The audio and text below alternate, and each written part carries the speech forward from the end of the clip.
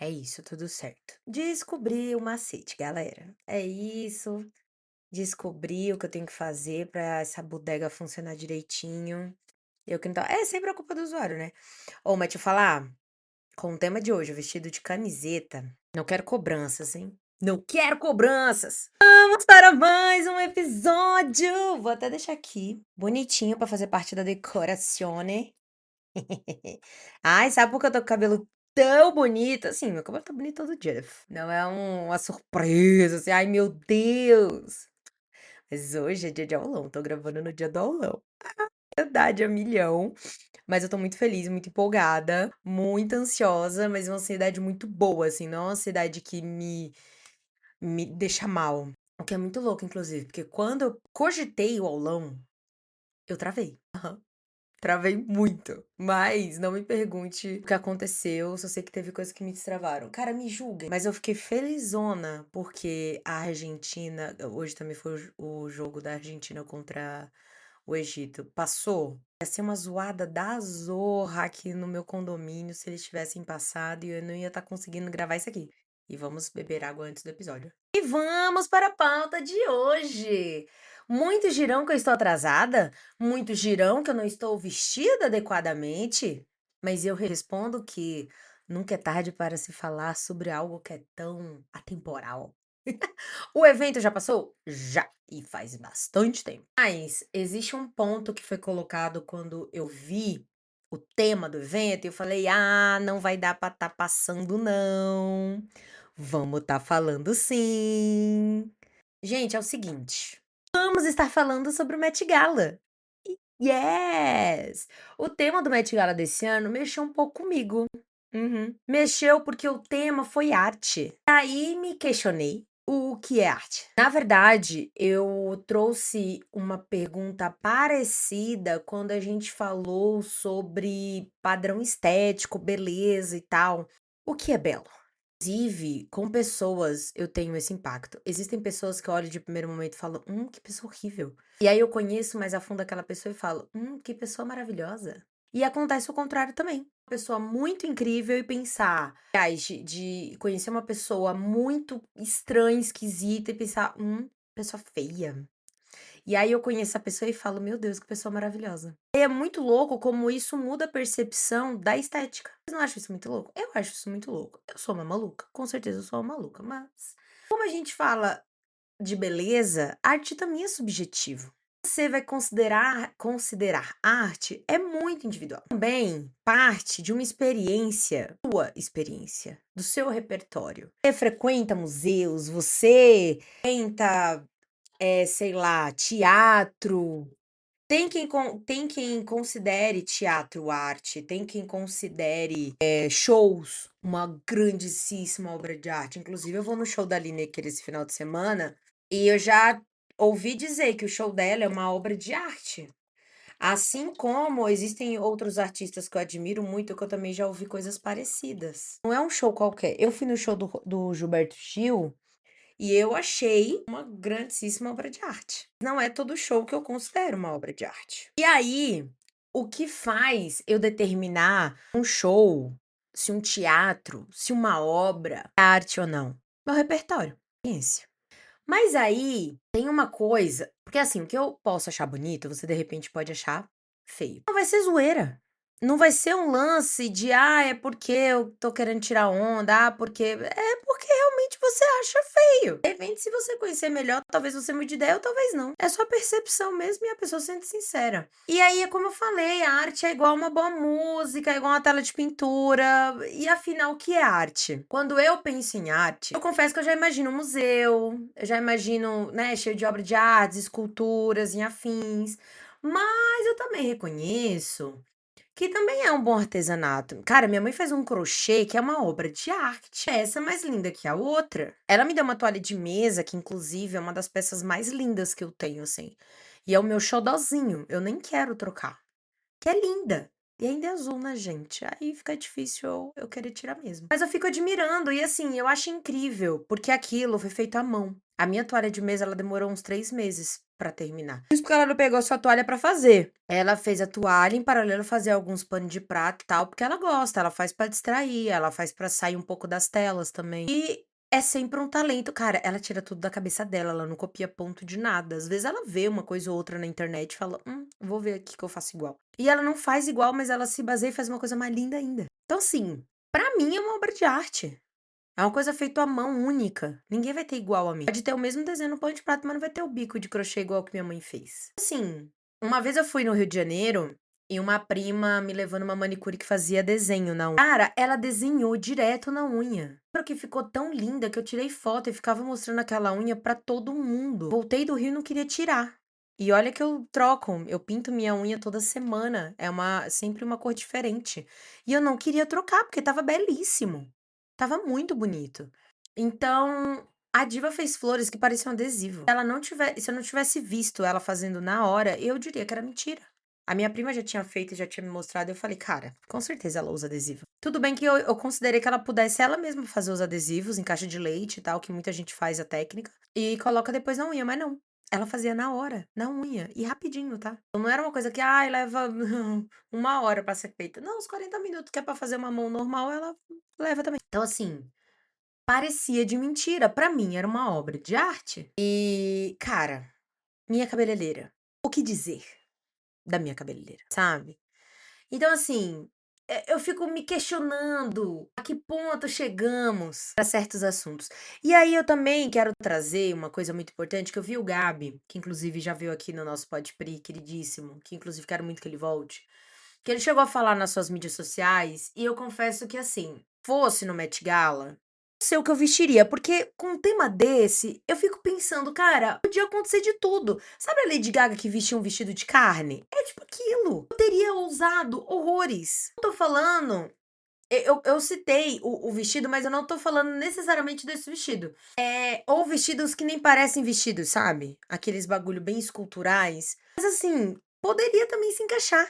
Porque é um bagulho muito fora da caixa. Tipo, arte é muito subjetivo. Posso considerar arte um formato completamente diferente do que a gente tá acostumado a ver. Assim como eu tô falando quando eu tô considerando esse vestido de carne que eu falei, ou o vestido que.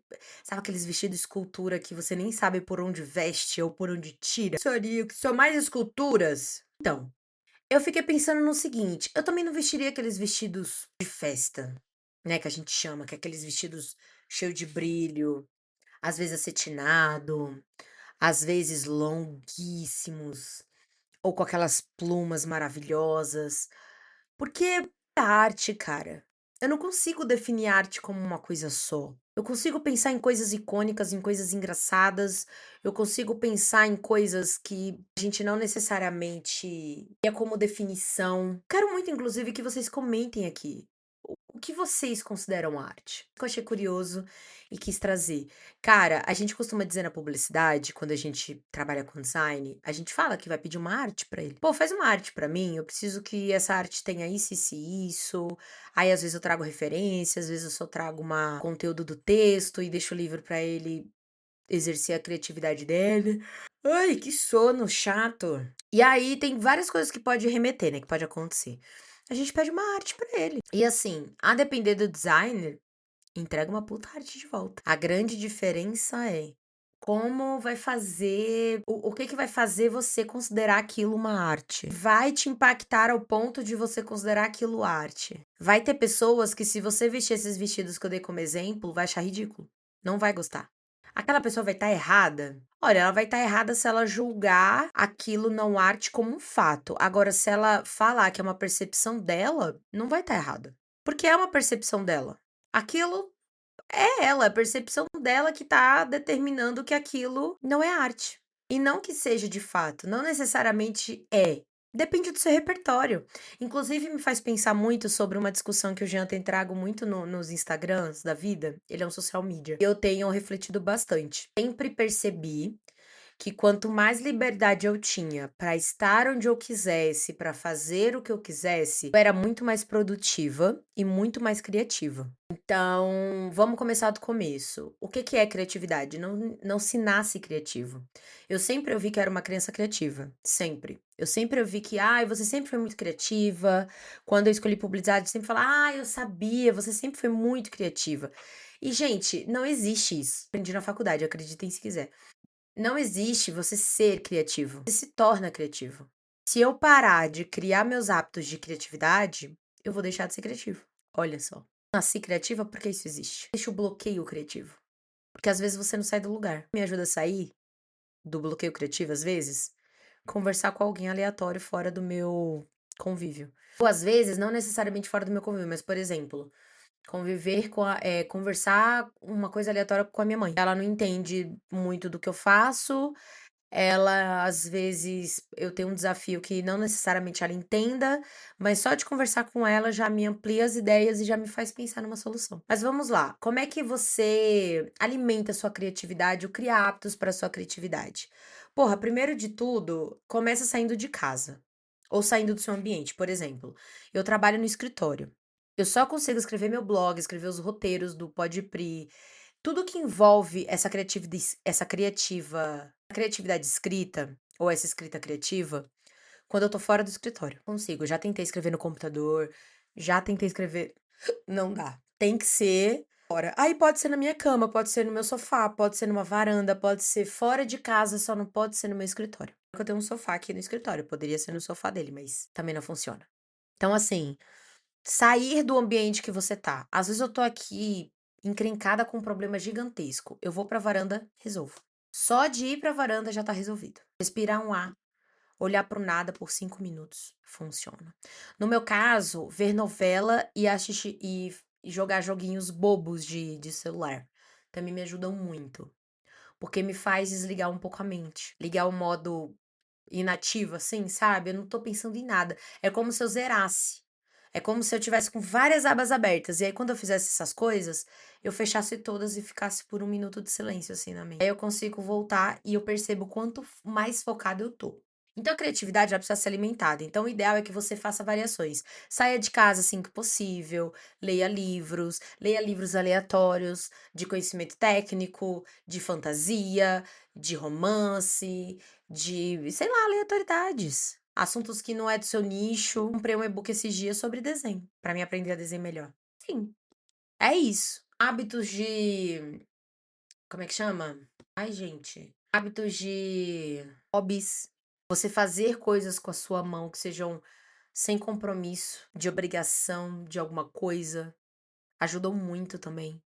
Fazem você pensar fora da caixa, fazem você considerar outros cenários. Então, faz você se concentrar, é como se fechasse as suas abinhas abertas também. Então, você exercendo sua criatividade, você consegue alimentar sempre ela e aí você é uma pessoa criativa com frequência. Então, tira da sua cabeça que você não é criativo, você só não tá do hábitos para se tornar uma pessoa criativa com frequência, entendeu? E por que que eu tô falando de tudo isso? Eu tô fugindo do tema? Não tô. O Jean fala muito sobre criar repertório. E o que que é isso? É você viver coisas completamente fora da sua rotina que faz você pensar sobre tudo e mais um pouco. Criar repertório é você viver sua vida, viajar, novas culturas, fazer coisas que você nunca fez antes. Você não precisa fazer isso só em outros lugares. Você pode fazer isso na sua casa, ao pegar uma folha de papel e tentar desenhar algo que você nunca desenhou antes na sua vida. Ou então, escrever um texto. Você já tentou escrever sobre o que você sentiu durante o dia? Faz isso. É uma experiência nova que você vai fazer se você nunca fez. Se você fez anos atrás, quando você tinha aquele seu diário que você tinha até cadeado e chave pra você girar. Nossa, meu sonho ter aquele diário quando eu era criança. Teve. Faz anos que você não escreve mais. Por que que você não volta a escrever? Faço isso. Criei um hábito. Desde que eu saí de casa, e foi a melhor coisa que eu fiz na minha vida. Eu escrevo pequenas frases todos os dias de como eu me senti naquele dia. É incrível como me faz pensar. E assim, na maioria das vezes é de manhã. Eu gosto de pensar quais são as minhas expectativas para aquele dia. Então, eu sempre coloco lá de manhã. Aí, às vezes, eu esqueço, porque o dia a dia é muito agitado e tal. E aí, quando eu vou retomar os dias, eu escrevo meio que um resumo do que eu fiz naquele dia. e do que eu senti naquele dia. E aí minha agenda nova também tem uma coisa que eu gosto muito, que é pelo que você é grato hoje. Achei isso genial, porque me faz pensar que por mais louco que tenha sido o meu dia, alguma coisa de muito legal eu fiz nele. Teve alguma coisa de muito legal. Então ele tem alguma coisa de muito bacana. Eu consigo tirar através daquela reflexão. Então criar repertório é, infelizmente ou não, tá? E aí eu falo porque eu não gosto muito de sair de casa. Pra você criar repertório, você precisa sair de casa. Vá em shows que você nunca foi na vida. Esse ano, inclusive, eu me propus a ir mais shows nacionais. Que eu queria muito ir no Rock in Rio, prestigiar uns cantores de música black que eu amo desde a adolescência. E seria um sonho realizado conseguir Rock in Rio desse ano ver esses caras. Mas assim, o objetivo principal era ver shows nacionais. Porque nessa de, ai, é um show que eu super consigo ver, mas eu vejo. Já tô com os meus 32 anos e não tava indo ver. Olha que errado. Tá errado, gente. Tá muito errado. A gente nunca sabe o dia de amanhã. A gente nunca sabe quando o Gilberto Gil pode morrer. A filha dele, inclusive, morreu antes que ele. Olha que loucura. Ninguém diria. E eu poderia ter ido no show da Preta Gil, que deve ser também maravilhoso, divônico. Inclusive, se eu tivesse ido no primeiro show da turnê Terno Rei do Gilberto Gil, eu tinha conferido ela antes ainda. Infelizmente, eu não consegui, porque foi no show de São Paulo que ela apareceu. Inclusive, eu fui depois, tá? Foi no início do ano. Que show maravilhoso. O cara tem uma energia que não dá pra descrever e não dá pra traduzir. É surreal, ele não para o show inteiro. E é um talento de música. E assim, o que mais me impressionou, confesso, também foi o público que tava lá. Um público respeitoso, um público educado, um público que a mulher sempre tá sob alerta, né, em todos os lugares, mas eu confesso que por um instante eu desliguei o meu alerta, porque eu me senti tão bem em um lugar tão legal e tinha todas as idades que vocês imaginam. Tinha todos os públicos assim possíveis. Aconteceu de um tudo e eu fiquei impressionada do nível de educação, de suporte que você tinha no lugar. Sabe? Eu fiquei impressionada, assim, confesso. Agora, esse final de semana, eu vou no show da Lineker, que é a despedida do Caju, que eu estou ansiosíssima também. Fui no show da Joelma. Nossa, ela é minha ídola de infância, assim. Eu sonhava em ser ela. No show dela foi realizar um sonho de infância. Acho que tanto quanto ver o show da Sandy, inclusive. Foi muito bom ver o show da Joelma. Foi uma sensação muito gostosa não sei, acho que foi a mesma sensação do show do Nio. Por mais próxima que ela fosse, nunca esperei estar ali, presente no show dela. Depois de adulta, eu não sei por que essa sensação, porque eu poderia ter comprado antes. Mas quando criança, eu acho que o aperto de grana era tão grande. E aqueles cantores de black, eu pensava, cara, eu nunca vou no show deles. E quando eu consegui no show do Nio, no Detal, eu chorava tanto, mais tanto. Porque eu só lembrava daquela sensação. Um dia eu imaginei que isso fosse impossível. E não era impossível. Estava vivendo aquilo. De uma forma única e incrível. E o melhor, sozinho. Eu não dependia de nenhuma companhia pra estar vendo aquilo. E sabe o que eu conquistei indo nesses shows? Do Gilberto Gil, no da Lineker, que eu já posso até adiantar pra vocês o que eu vou ver lá. Sabe o que eu vou estar vivendo? Sabe o que eu vou estar criando? Repertório. Esses repertórios vão moldar o que eu penso, o que eu falo, o que eu sinto, porque vão fazer parte das minhas novas experiências vividas. E isso muda tudo. Talvez eu considere ir para um show, sei lá, cheia de brilho, porque eu vou lembrar da Joelma e do figurino que ela usou. Talvez não. Talvez eu considere. Eu sei assim que eu vou ouvir de uma forma completamente diferente. Eu lembro que quando adolescente eu fui no show do Rapa e até hoje eu tenho dificuldade de ouvir o Rapa no fone de ouvido. Porque os caras são tão bons pessoalmente que é como se você até ofendesse a arte dos caras por você estar ouvindo o bagulho gravado. É meio surreal falar isso, né? Mas é a verdade. É muito surreal você pensar na experiência que se vive quando você vai no show ao vivo. E é isso, galera. Criem repertórios. Trabalhem de lugares diferentes. Eu gosto muito da minha segunda tela, mas eu confesso que eu quero muito ir num café, trabalhar um dia diferente, ter um dia de trabalho diferente. Quero muito. Deve ser muito legal. Você trabalhar de um lugar assim completamente atípico do seu. Eu acho que faz você pensar diferente, eu acho que faz você cogitar coisas que você nunca cogitou antes. Às vezes é disso que você tá precisando para resolver seu grande desafio do seu trabalho. Pegou o fio da meada? Priscila, o tema do podcast foi Met Gala. Da onde que você tá tirando?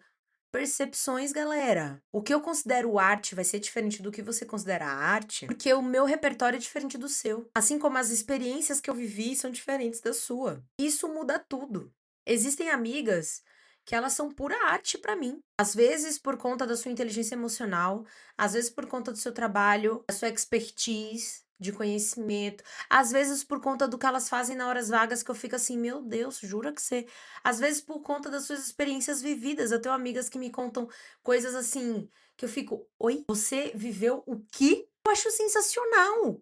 Às vezes é um bagulho super tóxico. Mas eu paro pra pensar e penso assim, cara, olha como isso moldou o que você considera certo e errado. É isso, olha como isso moldou sobre, sei lá, a profissão que você escolheu viver. Por isso que eu acho muito louco, mas ao mesmo tempo eu acho incrível. Eu acho sensacional. De uma grandeza. E assim, você tem que ser muito, muito mente aberta pra tentar arriscar esse tipo de coisa, porque não é fácil. Não é fácil você sair do seu ambiente de trabalho, não é fácil você fazer coisas diferentes do que você está acostumada. Não é fácil você mudar as percepções das coisas que você tem. Eu acho isso de coisas, por exemplo, manias racistas que a gente tem no nosso dia a dia e que às vezes a gente se recusa a mudar. Arrumar o móvel do quarto de criado mudo. Falar. Como é que chama? Tem uma forma que você fala que tudo que é preto é negativo, tudo que é branco é de uma coisa. Inveja preta, inveja negra. Ah, eu tenho inveja branca de você sobre isso. Como se a inveja fosse boa só porque ela colocou um aditivo de branco nela. Existem coisas que a gente fala, ai, besteira, mas isso vai moldando as percepções que a gente tem das coisas. E a gente não percebe. Assim como deixa passar despercebido, às vezes uma piada racista que super constrangeu a sua amiga negra e você não para pra pensar nisso. Ou seja, Priscila, pensar sobre arte molda o nosso caráter. Eu juro que isso nem tava no roteiro, mas é verdade. Pensar sobre algumas percepções das coisas faz a gente mudar nossa percepção sobre um monte de coisa da nossa vida. O que vocês acham sobre isso? Quero muito saber o que que vocês pensam sobre. Quero saber se vocês acharam que é uma grande loucura da minha cabeça. Priscila, melhore. Você tá viajando legal. Podem me falar que eu gosto de discutir. Eu gosto de conversar com pessoas que pensam diferente de mim. E isso acrescenta no meu repertório. É sobre isso. Galera, quero muito que vocês comentem aqui sobre o que vocês consideram arte, o que que vocês gostaram ou não. E queria dizer que eu estou recém-participada do podcast mais novo milionário da rede, que é o Papo Social Media. E, cara, mudou meu repertório sobre o que eu acho do podcast. Inclusive, influenciou em algumas coisas que eu vou aplicar aqui no podcast. É claro que o principal, meu sonho de consumo, que é ter um estúdio de gravação, ainda não é possível, mas assim, em breve. Em breve teremos. Em breve veremos. E é sobre isso, um cheiro da Pri.